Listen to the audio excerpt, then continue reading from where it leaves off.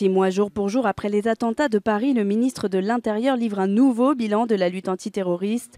Depuis janvier, 101 personnes en lien direct avec le terrorisme ont été arrêtées.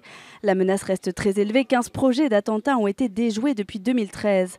La France reste toujours une cible privilégiée.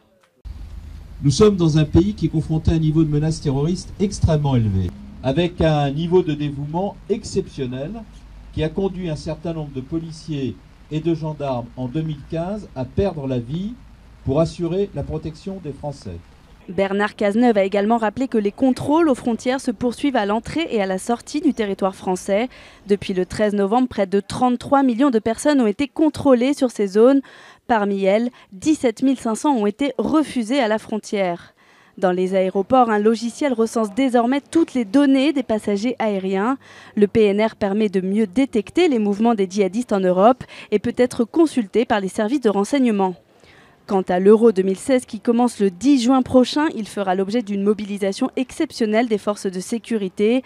Quelques 7 millions de personnes sont attendues dans 10 stades français, dont le Stade de France visé par les kamikazes le 13 novembre.